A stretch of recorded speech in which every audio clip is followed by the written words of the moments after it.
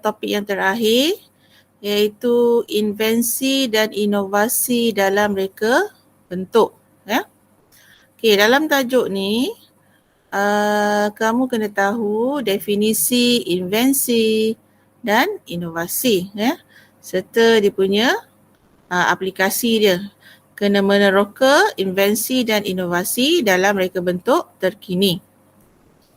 Okey, kalau kita lihat di negara kita sendiri terdapat banyak rekaan, ya.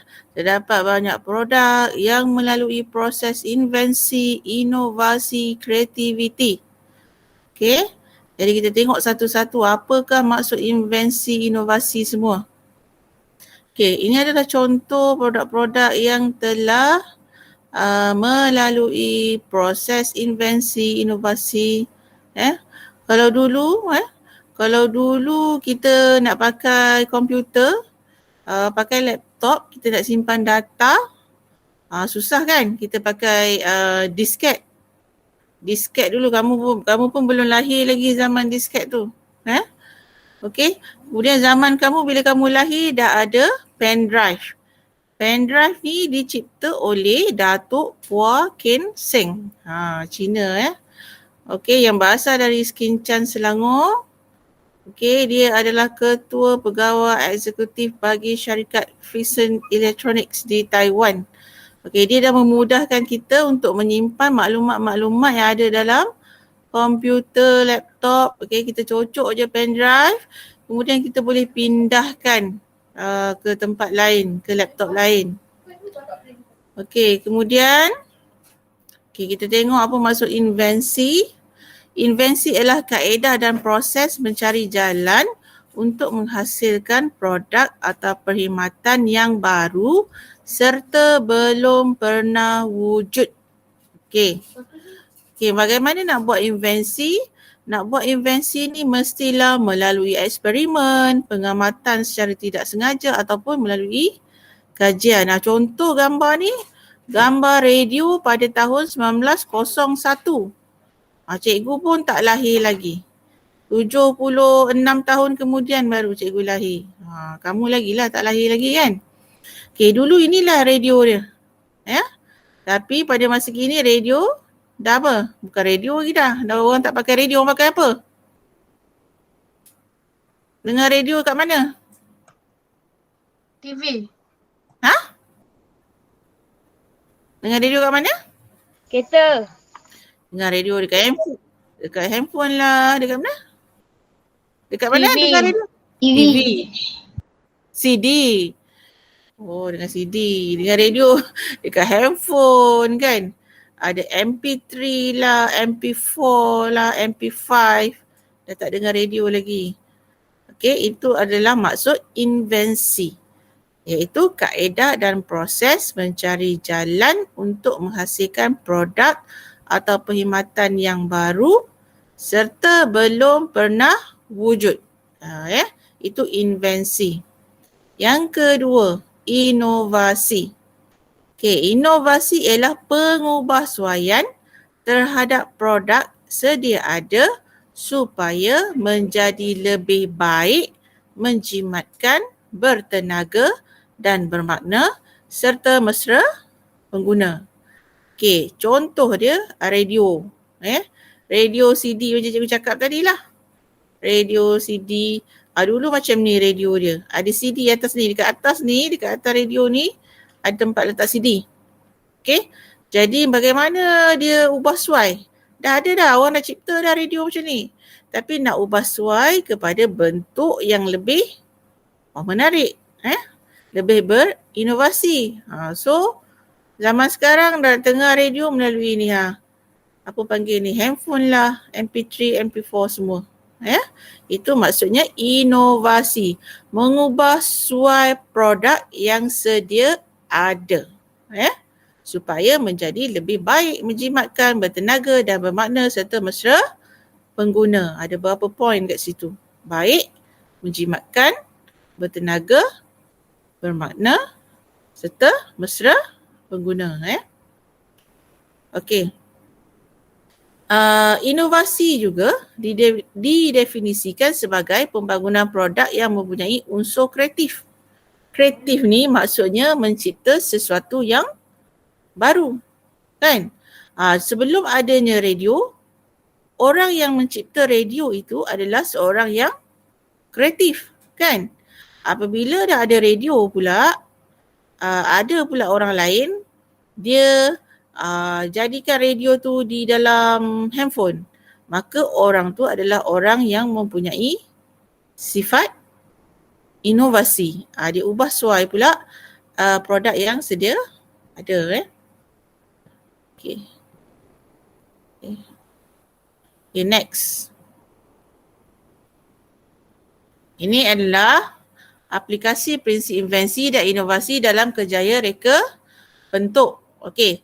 Bidang reka bentuk ni luas kan? Okey, ada bidang ketenteraan, ada bidang pembuatan, okey. Okey.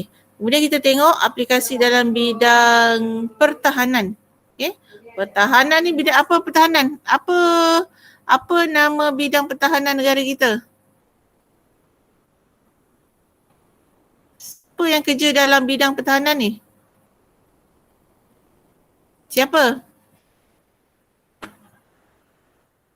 Tahu tak? Polis. Tentera. Tentera, polis ya. Okey, yang kerja bahagian keselamatan ya, Kementerian Pertahanan. Okey, contoh dia ialah robot pengesan periuk api. Ini adalah contoh produk invensi inovasi yang ada dalam bidang pertahanan. Okey. Kemudian dalam bidang pendidikan, sekarang ni kita pun tengah ada di era inovasi invensi semua. Nampak cikgu ajar kamu pun pakai laptop, ber-Google Meet. So dalam bidang pendidikan pun kita ada menggunakan aplikasi reka bentuk. Kalau tak ada reka bentuk dan teknologi ni, tak terhasil lah produk-produk yang berinovasi. Okey, bidang kesihatan. Macam-macam ada. Antaranya jam pengukur degupan jantung. Dulu nak beli jam ni mahal kan? Sekarang dah banyak jual. Dekat Shopee pun ada. Dengan harga yang murah. Dulu nak ukur jantung, mesin degupan jantung tu. So sekarang ni pakai jam pun dah boleh ukur degupan jantung. Okay, next. Dalam bidang pembuatan, kita ada contoh pen 3D. Pen 3D ni digunakan untuk apa? Membuat objek 3D. Kamu pun boleh guna nanti. Dalam bengkel ada pen 3D ni.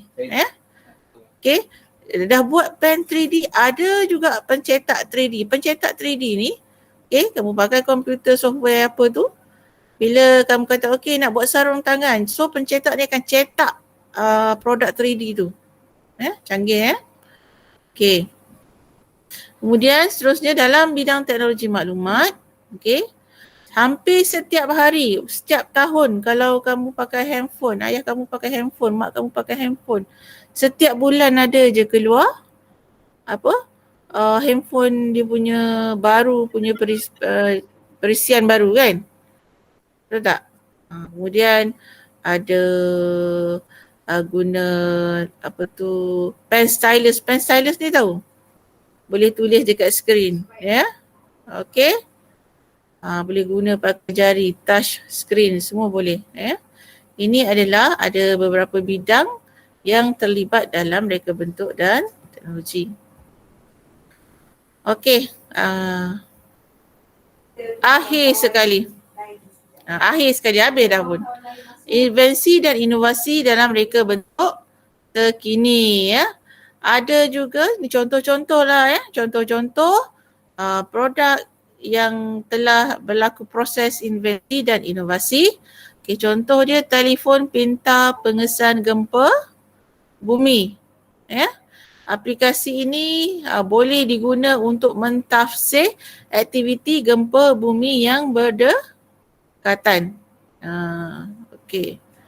Malahan kalau kamu nak kesan bumi, sebenarnya ada apps dalam Play Store ke apa lagi satu? App Store ke yang kamu boleh install phone kamu untuk kamu lihat gempa bumi yang berlaku di dunia. Bukan di Malaysia je, di dunia lah, di satu dunia ni.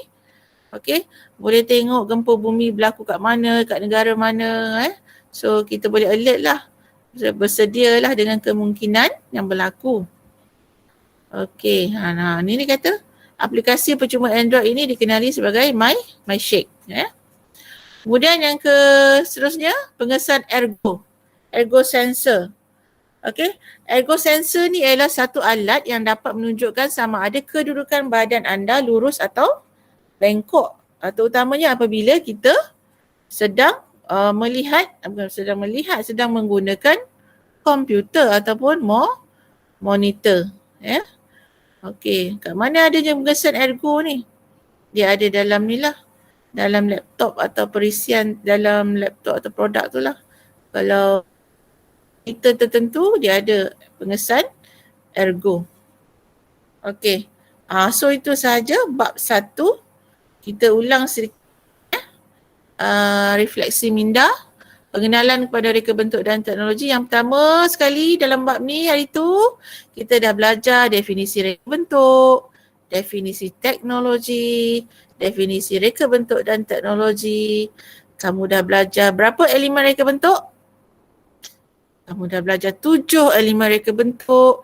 Kamu dah belajar 7 prinsip reka bentuk. Okey, kemudian kamu dah tahu kriteria reka bentuk yang baik dan cikgu dah ajar kamu teknik pembinaan objek asas. Kemudian hari ini kamu dah tahu apa itu definisi invensi, definisi inovasi, ada peranan reka bentuk. Okey, peranan reka bentuk yang minggu lepas sebelum ni cikgu ada ajar. Kemudian kepentingan reka bentuk dan teknologi dalam bidang-bidang yang ada, industri, kejuruteraan, kesihatan, keselamatan, maklumat dan komunikasi, kediaman, olahraga dan rekreasi, pengangkutan, sains gunaan dan ketenteraan. Okey, contoh-contoh. Kemudian kamu dah tahu etika dalam reka bentuk, aplikasi prinsip invensi inovasi dalam reka bentuk dan kerjaya. Okey. Ada apa-apa soalan? Cikgu. Ada. Ya? Ada orang nak masuk. Oh, ada orang masuk. Okey. Sekejap. Mana dia? Tak ada pun.